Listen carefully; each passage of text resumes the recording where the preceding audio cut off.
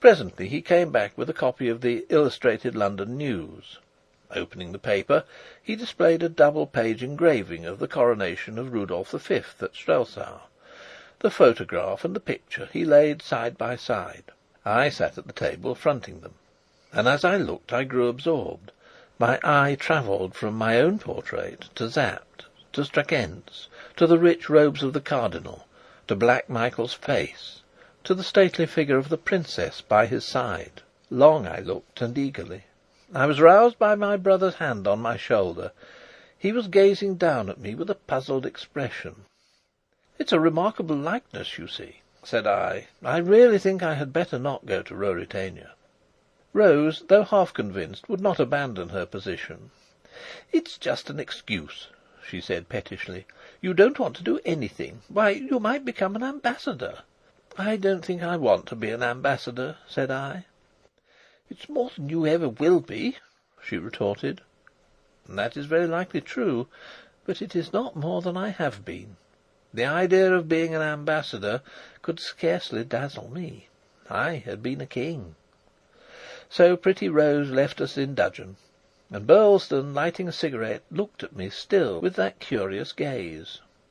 "That picture in the paper," he said. "Well, what of it? It shows that the King of Ruritania and your humble servant are as like as two peas." My brother shook his head. "I suppose so," he said. "But I should know you from the man in the photograph." "And not from the picture in the paper?" "I should know the photograph from the picture. The picture's very like the photograph, but—" "Well?" "It's more like you," said my brother. My brother is a good man and true, so that for all that he is a married man and mighty fond of his wife, he should know any secret of mine. But this secret was not mine, and I could not tell it to him. "I don't think it's as much like me as the photograph," said I boldly. "But anyhow, Bob, I won't go to Strelsau." "No, don't go to Strelsau, Rudolf," said he. And whether he suspects anything, or has a glimmer of the truth, I do not know. If he has, he keeps it to himself, and he and I never refer to it, and we let Sir Jacob Borrodaile find another attaché. Since all these events, whose history I have set down, happened, I have lived a very quiet life at a small house which I have taken in the country. The ordinary ambitions and aims of men in my position seem to me dull and unattractive.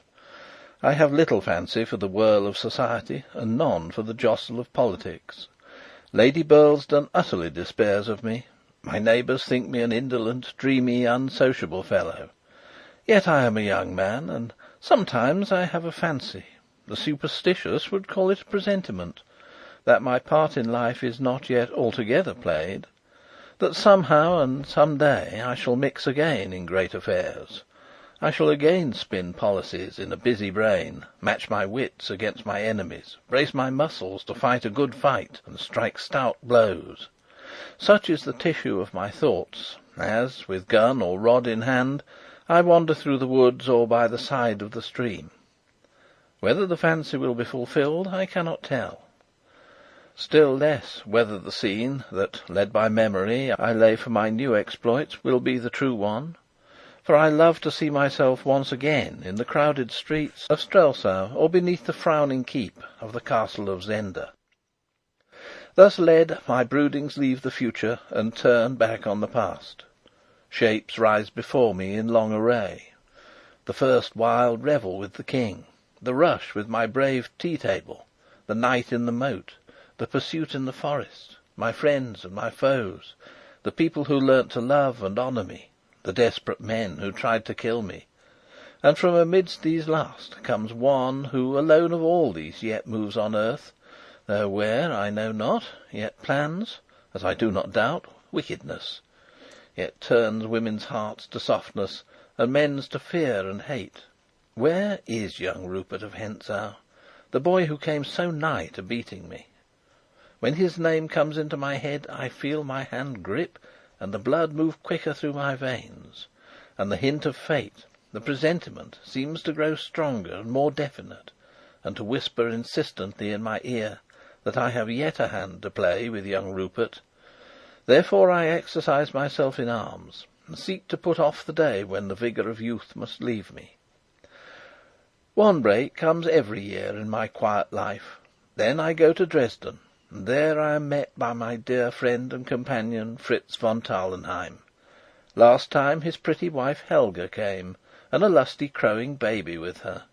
And for a week Fritz and I are together, and I hear all of what falls out in Strelsau.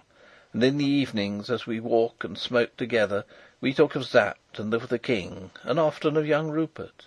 And as the hours grow small, at last we speak of Flavia. For every year Fritz carries with him to Dresden a little box. In it lies a red rose, and round the stalk of the rose is a slip of paper with the words written, "Rudolf, Flavia, always." And the like I send back by him. That message and the wearing of the rings are all that now bind me and the Queen of Ruritania. For, nobler as I hold her for the act, she has followed where her duty to her country and her house led her, and is the wife of the King, uniting his subjects to him by the love they bear to her, giving peace and quiet days to thousands by her self-sacrifice. There are moments when I dare not think of it, but there are others when I rise in spirit to where she ever dwells.